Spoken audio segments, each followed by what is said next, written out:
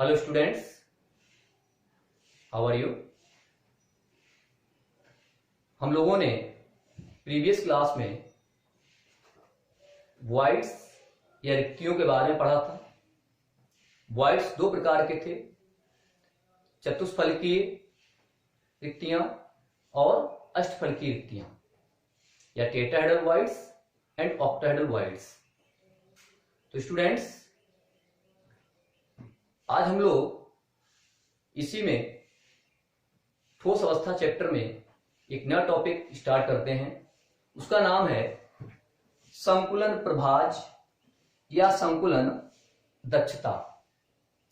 ये भी जो हम लोग पहले पढ़ा था कि समृद्ध संकुलित संरचनाएं पढ़ी थी, उसी से संबंधित है।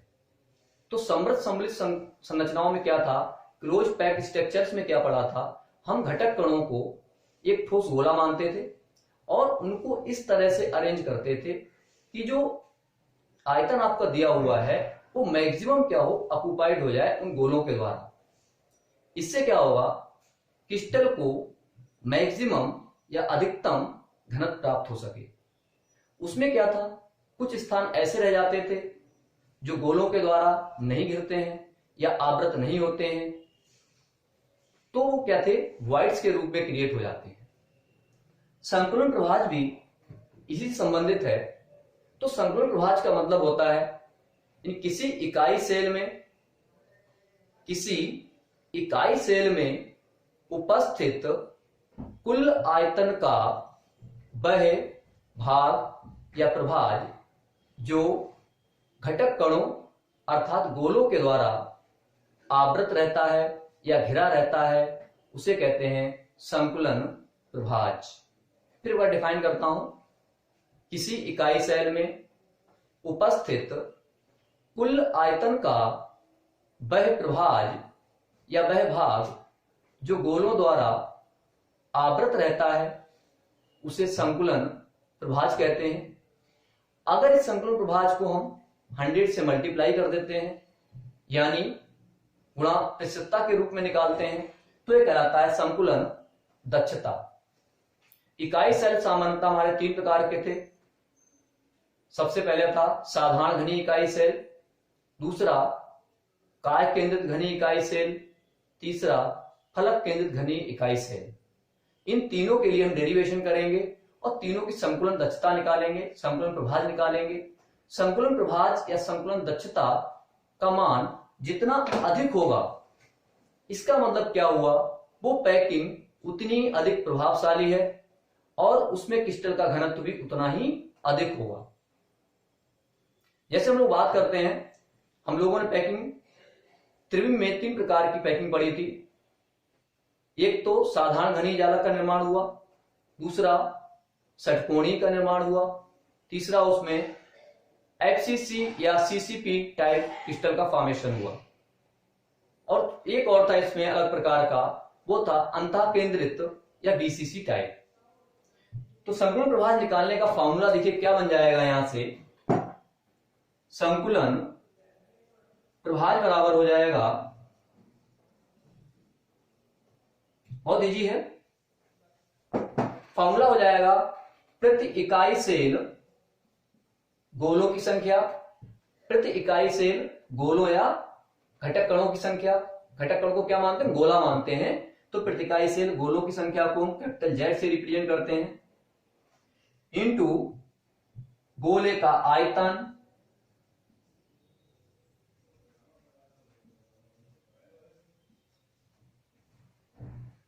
नीचे इकाई सेल का आयतन।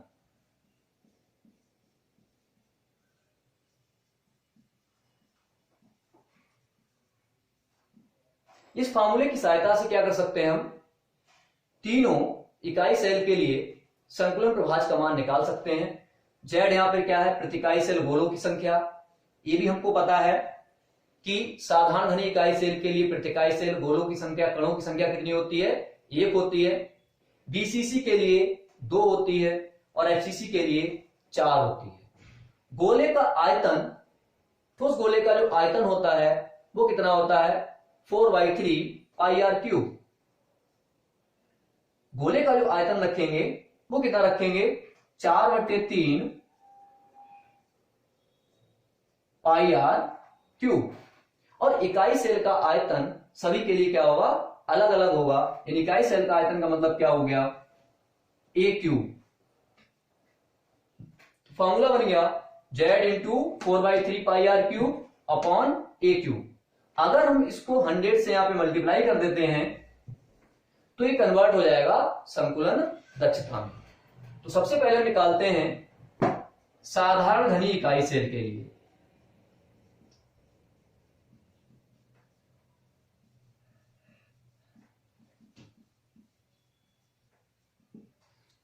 यानी सिंपल क्यूबिक यूनिट सेल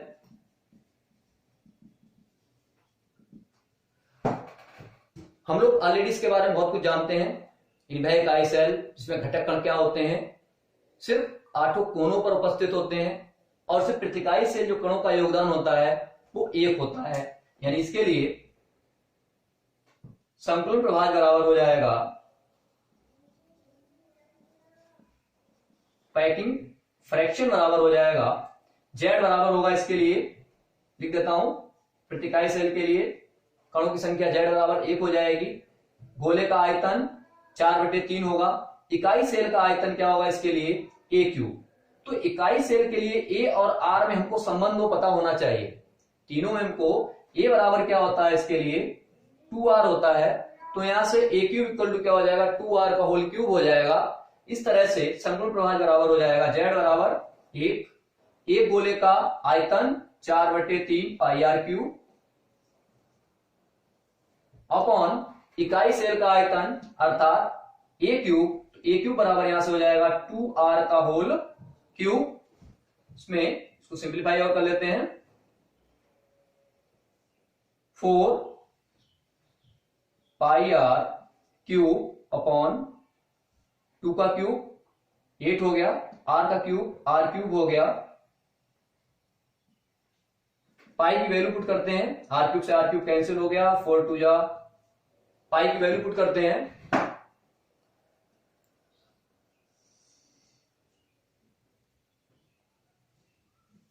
तो इसका आंसर आएगा 0.523, या इसको नियरली लिख लेते हैं 0.524। तो संकुलन प्रभाज कितना आया इसका 0.524। और इसको अगर हम कन्वर्ट करें संकुलन दक्षता में तो संकुलन दक्षता बराबर हो जाएगी, इन्हें अगर हम इसको 100 से मल्टीप्लाई कर दें, अगर इसको 100 से मल्टीप्लाई करेंगे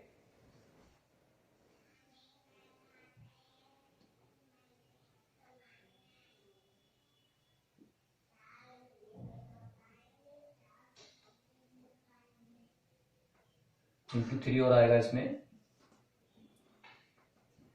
तो हो जाएगा 52.4%। ये इसका हो गया संकुलन दक्षता। तो इसमें संकुलन दक्षता का जो मान आया है वो कितना आया है 52.4% आया। इसका मतलब क्या हुआ कि साधारण घनी इकाई सेल में जो कुल आयतन है, कुल आयतन 100% मानेंगे, उसमें से 52.4% जो है वो क्या है घटक कणों के द्वारा या गोलों के द्वारा आवृत स्थान है। बाकी का जो स्थान है वो क्या है, वो रिक्त स्थान हो गया। तो इसमें रिक्त स्थान इसमें कितना हो जाएगा 100 में से इसको लेस कीजिएगा 52.4 को, तो कितना आएगा 47.6%। बिल्कुल इफिशियंसी बहुत कम है।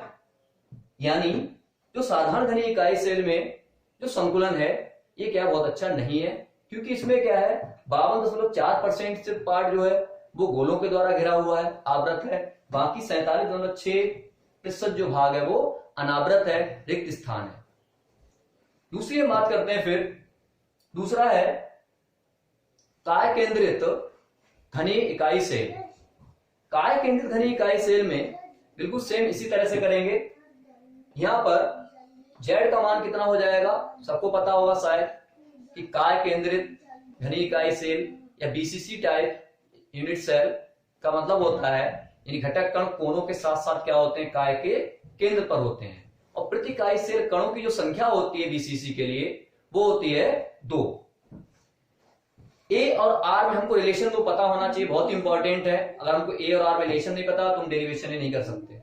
ए और आर में इसके रिलेशन प्रीवियस वीडियो में आप लोग पढ़ चुके हैं, वीडियो 10 या 11 में आप लोगों ने ए और आर के रिलेशन डिराइव किया था, आप देख सकते हैं वहां से। तो इसमें दूसरा हम चेंज करते हैं, अब काय केंद्रित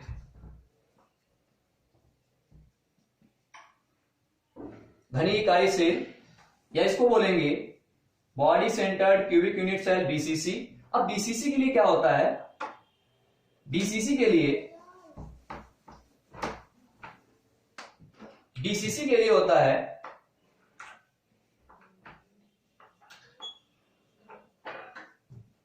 जेड बराबर 2 होता है। ए और आर में क्या संबंध होता है, पढ़ा था हम लोगों ने, आर बराबर a√3/4, ये डेरिवेशन किया था। आर बराबर a√3/4, यहां से क्या करना, हमको ए बराबर निकाल लेना है। ए बराबर यहां से हो जाएगा 4r/√3। फॉर्मूले वैल्यू पुट करते हैं, संपूर्ण प्रभाज क्या हो जाएगा इसके लिए, संपूर्ण प्रभाज बराबर हो जाएगा प्रति इकाई सेल गोलों की संख्या 2, यानी 2 गोलों का आयतन कितना हो जाएगा, 2 गुणा 4/3 πr³। ए बराबर 4r/√3 होल क्या हो जाएगा इसका क्यूब। इसको थोड़ा सिंप्लीफाई करते हैं, इसको सिंप्लीफाई करेंगे तो आएगा 0.6805, यानी इसका जो संकुलन प्रभाज हुआ बीसीसी का 0.68, भी इसको नियरली हम लिख सकते हैं 0.68। अगर हम इसका संकुलन दक्षता निकालना है तो क्या करना है, इसको 100 से मल्टीप्लाई कर देना है। तो संकुलन दक्षता क्या हो जाएगी इसके लिए,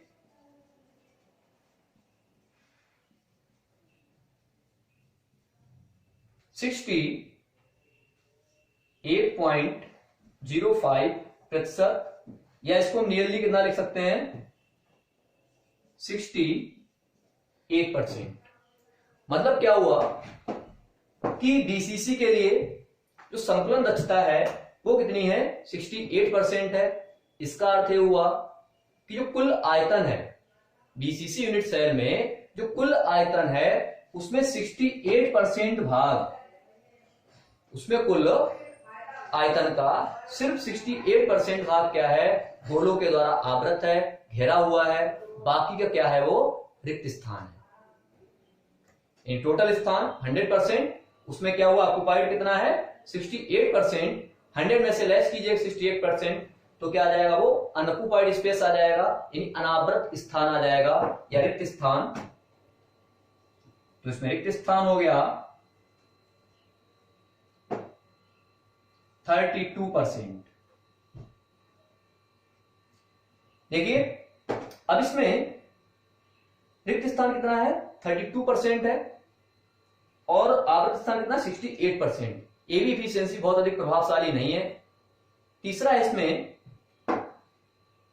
एक बात बताता हूं कि कभी कभी कंपटीशन में क्वेश्चन ही पूछ लिया जाता है, या यूपी बोर्ड में भी क्वेश्चन पूछ लिया जाता है कि हम लोग क्या करते हैं, संकुलन प्रभाज हमको पता है, संकुलन दक्षता हमको पता है, लेकिन कभी कभी पूछ लेता है कि अनावृत स्थान कितना है, अनऑक्युपाइड स्पेस कितना है। तो संकुलन दक्षता हो उसको 100 में से लेस कीजिएगा, वो क्या आ जाएगा, उसका अनावृत स्थान आ जाएगा। पूछ लेता है कि बीसीसी में अनावृत स्थान कितना है, रिक्त स्थान कितना है, तो 32%। नेक्स्ट तीसरा यूनिट सेल हमारा फलक केंद्रित इकाई सेल। थर्ड है फलक केंद्रित घनी इकाई सेल। घनी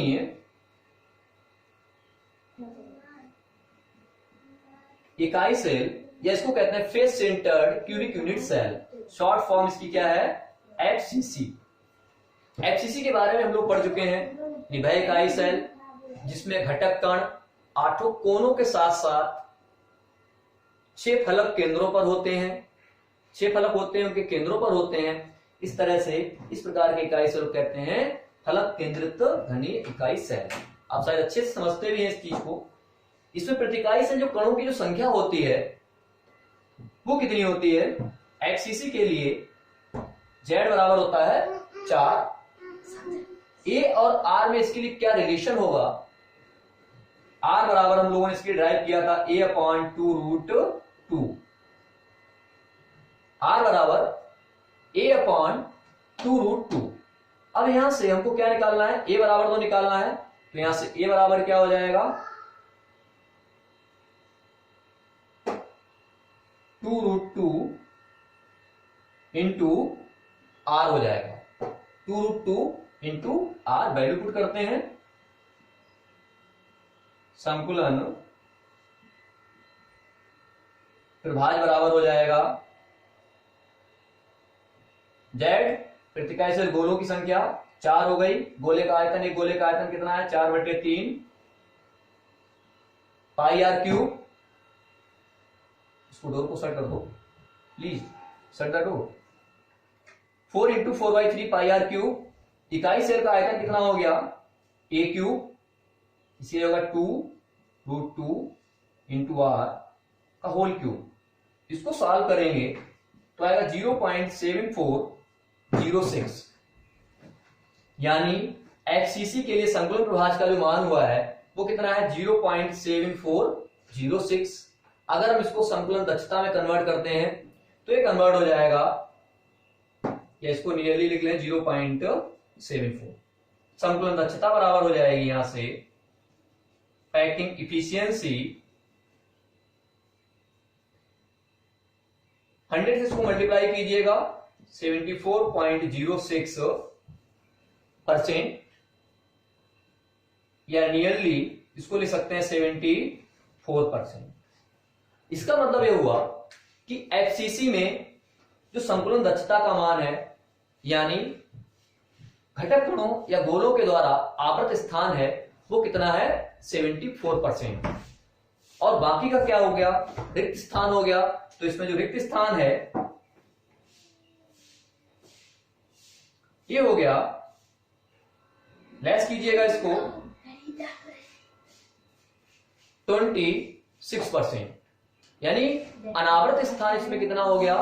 26% हो गया। आवृत स्थान कितना हो गया? 74। इसमें ध्यान रखना है हमको कि एफसीसी के समान ही एचसीपी यानी हेक्सागोनल क्लोज पैकिंग या षटकोणीय समृद्ध संकुलन या सीसीपी घनीय समृद्ध संकुलन, इनकी भी पैकिंग इफिशियंसी 74% ही होती है। यानी एफसीसी के साथ साथ एचसीपी और सीसीपी के लिए भी एक डेरिवेशन होगा, उसकी पैकिंग इफिशियंसी कितनी है? 74% है। अगर हम तीनों की कंपेयरिंग करें, साधारण घन में कितना था? नियरली 52% था, बीसीसी में 68% था, एफसीसी में 74% था। डायरेक्ट इससे क्वेश्चन पूछा जाता है।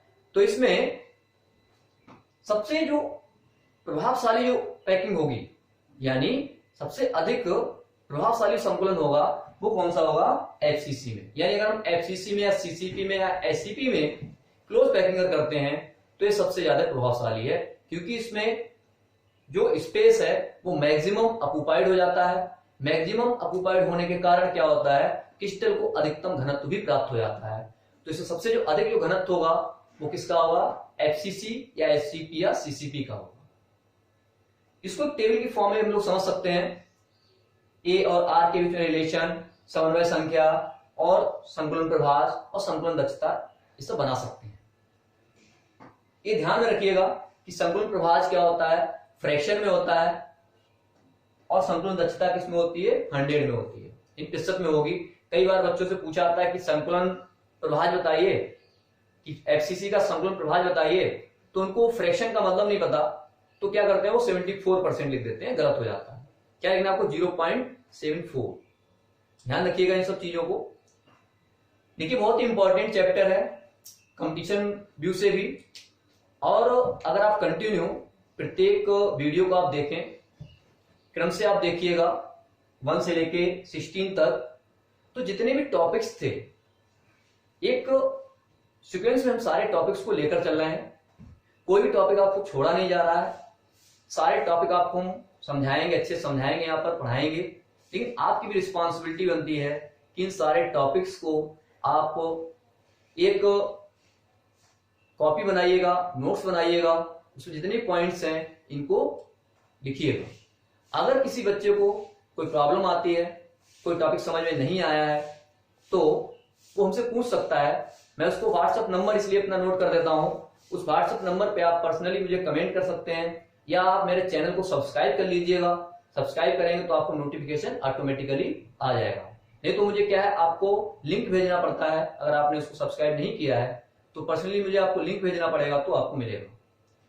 तो अगर कोई प्रॉब्लम हो केमिस्ट्री में किसी भी चैप्टर संबंधित, तो इस नंबर से आप कांटेक्ट कर सकते हैं। नंबर नोट कीजिए,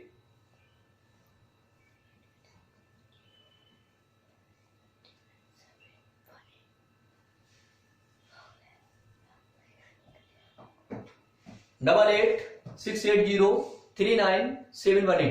ये व्हाट्सएप नंबर है, इस पर आप पर्सनली जो भी आपकी प्रॉब्लम है उसको आप सेंड कर सकते हैं। Thank you.